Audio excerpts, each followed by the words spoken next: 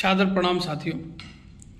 मैं रिजवान अहमद सिद्दीकी, राजकीय वाहन चालक महासंघ प्रदेश अध्यक्ष। आज मैं आपके समक्ष एक सामाजिक वीडियो प्रस्तुत करना चाहता हूं, जिस वीडियो के माध्यम से मैं किसी प्रकार का किसी पर आरोप नहीं लगाना चाहता, ना ही किसी धर्म जात पर इसका कोई मेरे द्वारा आरोप है, या मैं किसी की जिम्मेदारी भी नहीं लेता।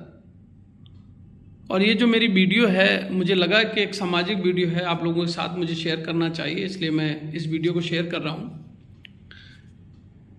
बहुत बार मैंने देखा कि सिग्नल पर या बाज़ार में हम जब जाते हैं तो हमारे पीछे से, जैसे बाज़ार में हम हैं तो पीछे से कोई छोटा सा बच्चा या कोई आदमी टच करके या सामने आकर तुरंत हाथ फैलाकर बोलता है कि सुबह से भूखे हैं, कुछ दे दीजिए, कुछ पैसा दे दीजिए, बीमारी है, कुछ ऐसा समथिंग। तो हम उसे मन करता है तो देते हैं, नहीं तो मन करता है उसे भगा देते हैं, बोल देते हैं कि नहीं चलो आगे जाओ। और वहाँ आसपास बहुत सारे दुकानदार हैं, उनसे भी वो लोग मांगते हैं। बाज़ार में हजारों की संख्या में लोग जाते हैं, उनसे भी वो लोग मांगते हैं। इसी प्रकार सिग्नल पर भी प्रतिदिन किसी एक बड़े चौराहे पर या छोटे चौराहे पर, बड़े चौराहे पर मान लीजिए हजारों गाड़ियां गुजरती हैं, उन गाड़ियों पर वो लोग आकर शीशा साफ करते हैं, गाड़ी साफ करते हैं और साफ करने के बाद पैसा मांगते हैं। कुछ लोग ऐसे भी मांगते हैं। पहली बात तो ये जो भीख मांगने की प्रथा हमारे देश में है, मैं इसका कतई समर्थक नहीं हूं, क्योंकि हमारे देश की सरकार सदैव ऐसे कार्य करती रहती है जिससे हमें इसमें आराम मिलती है, हमें भीख मांगने की आवश्यकता नहीं है। जैसे बहुत सारे अनाथालय चल रहे हैं, एनजीओ अपने अनाथालय, प्राइवेट भी एनजीओ चला रहे हैं। गर्मी, सर्दी, बरसात, हर समय एक कैंप लगाया जाता है जिसमें खाने की व्यवस्था होती है, लोग ठहरते हैं, सोते हैं, रहते हैं, ऐसी व्यवस्थाएं भी होती हैं।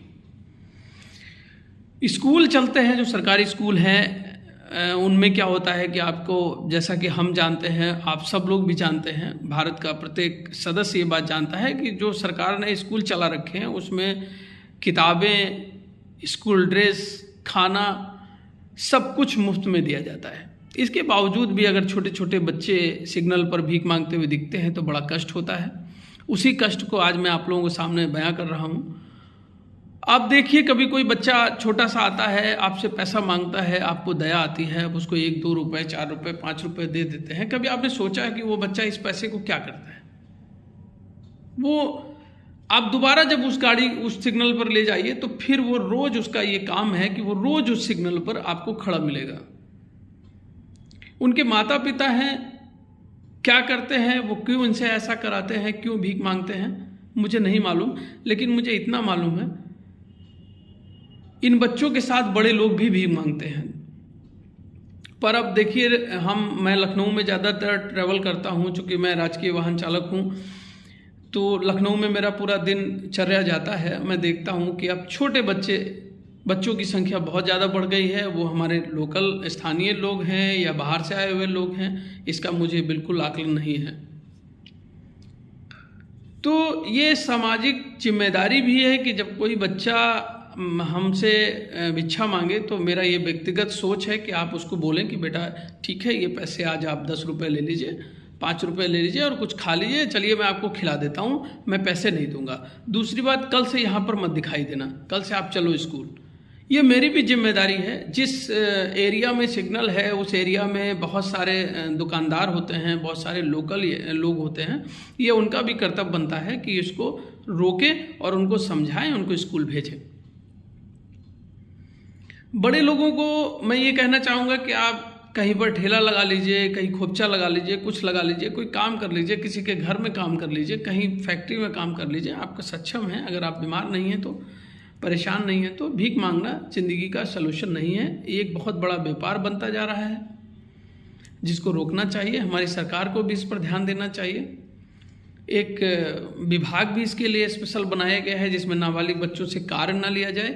तो जब उनसे कार्य नहीं लिया जाता है, उन्हें पढ़ने के लिए प्रोत्साहन किया जाता है, तो इस प्रोत्साहन में उस विभाग की भी जिम्मेदारी बनती है। मैं उसे ब्लेम नहीं करना चाहता, वो अपना कार्य अवश्य कर रहे होंगे, मैं नहीं जानता इसके बारे में, परंतु मेरी ये सलाह है कि वो भी सिग्नल पर थोड़ा सा ध्यान दें। और हमारी जो सुरक्षा व्यवस्था है, जो हमारी पुलिस है सिग्नल पर रहती है, हर चौराहे पर रहती है, उनकी भी जिम्मेदारी बनती है कि वो इन लोगों को समझाएं और इन्हें वहाँ भीख मांगने से रोकें।